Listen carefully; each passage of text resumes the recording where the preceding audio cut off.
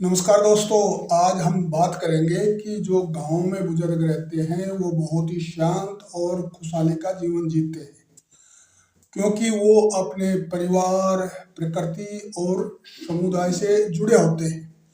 यानी वो अपने जड़ों से जुड़े हुए होते हैं।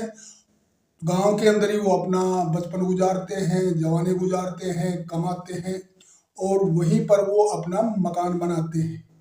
और वो अपने खेतों में काम करते हैं, पशुपालन भी उनका होता है, बच्चे वहीं पढ़ते हैं और एक संयुक्त परिवार होता है। इससे जो उनके अंदर आजकल जो शहरों के अंदर टेंशन, एंजाइटी, डिप्रेशन जैसी मानसिक बीमारियां वो उनके नज़दीक भी नहीं भटकती, क्योंकि उनका संबंध अपने समुदाय से, परिवार से, प्रकृति से बहुत गहरा होता है। दूसरा, गांव के अंदर शहरों की तरह कोई चकाचौंध नहीं होती, कोई एयर पोल्यूशन नहीं होता, ना ही ट्रैफिक की आवाज़ होती है और बहुत शांत वातावरण होता है। जब एक आदमी अपने सुबह उठ करके खेत में जाता है तो वो ताज़ा हवा के झोंकों का अनुभव करता है, पक्षियों के गीत सुनता है और अनेकों दाएं बाएं खेतों में फूल खिले हुए फसल को देखता है और फिर अपने खेत में जा करके वो मेहनत करता है। इसलिए उसको जो फिजिकल रोग होता है वो भी नहीं होता, ना उसका बुढ़ापे में जोड़ों में दर्द होता है और वो अपने आप को तरोताजा समझता है। गांव के अंदर मेरे दोस्तों आज भी बुजुर्गों को दादाजी, बाबा जी, काका जी कहकर पुकारा जाता है। उनकी इज्जत की जाती है। किसी समारोह में उनको कुर्सी पर बैठा करके छोटे छोटे बच्चे उनसे आशीर्वाद लेते हैं और वो अपने अनुभवों को साझा करते हैं।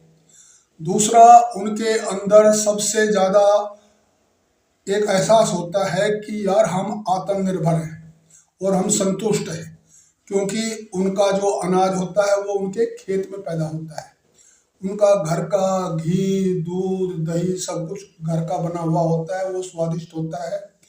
और फल सब्जियां भी आजकल खेतों के अंदर किसान लोग अपनी उगाने लग गए हैं। और यदि किसी किसान के नहीं भी होता है तो वो अपने अड़ोसी पड़ोसी से, आज भी गांव में ये प्रथा है कि वो एक दूसरे को आदान प्रदान कर देते हैं। तो इनको एक आत्मनिर्भरता का एक अनुभव होता है कि यार मेरे पास तो 1 साल का घर में अनाज है, हर चीज जो है मैं अपने घर में पैदा कर रहा हूँ। तो उनको एक संतुष्टि होती है, अकेलापन नहीं होता और समाज के अंदर एक बहुत समरसता पैदा होती है और उनके अंदर भी एक ऊर्जा पैदा होती है। दूसरा, हर गांव के अंदर मस्जिद, मंदिर, गुरुद्वारा होता है जहाँ पर वो आध्यात्मिक शांति के लिए कभी कभी इकट्ठा होते हैं। गांव के अंदर सत्संग होता है, गांव के अंदर दूसरा धार्मिक आयोजन होता है, तो उसमें बुजुर्ग भी बड़ी बढ़ चढ़ करके हिस्सा लेते हैं और वो वहाँ पर अपने ज्ञान को आदान प्रदान करते हैं। उनकी वहाँ पर इज्जत होती है। दूसरा, हमेशा एक बात गांव वालों के पक्ष में इसलिए जाती है कि वहाँ का पानी भी शुद्ध है। आजकल गांव के अंदर भी बहुत ज़्यादा सुविधाएं बढ़ गई है, सड़क से कनेक्टिविटी हो गई है, बिजली की व्यवस्था हो गई है और आसपास के गांव तक प्राइमरी हेल्थ सेंटर है जहां पर बुजुर्गों को फ्री इलाज मिल जाता है। दूसरा, अनेक दूसरी वृद्ध अवस्था पेंशन सरकारों ने कर रखी है जिनसे उनका जीवन बहुत आसानी से गुजर जाता है। सबसे ज़्यादा फायदा होता है कि यदि परिवार के अंदर उनके खुद के बेटे कहीं दूर रहते हैं तो परिवार का इतना सामंजस्य है कि उनके चाचा ताया के जो उनके भतीजे हैं बीमार होने पर वो भी उनको डॉक्टर को दिखा देते हैं और उनकी पूरी सेवा करते हैं। और सबसे ज़्यादा है कि परिवार के अंदर जो भी पहले चाय बनती है, चाहे खाना बनता है, वो सबसे पहले बुजुर्गों को परोसा जाता है, सर्व किया जाता है। इससे वो परिवार को अपनापन से उनके अंदर एक सकारात्मक ऊर्जा पैदा होती है।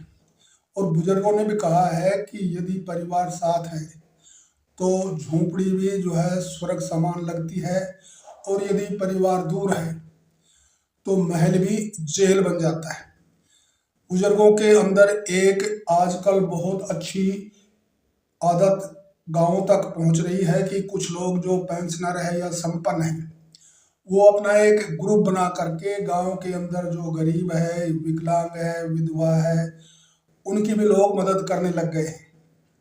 उनका जो है मेंटली वो हेल्दी रहते हैं, क्योंकि ताज़ा वातावरण में वो अपना फिजिकल एक्टिविटी के साथ जीवन गुजारते हैं, घर का शुद्ध खाना खाते हैं, घी दूध खाते हैं और हमेशा खुश रहते हैं।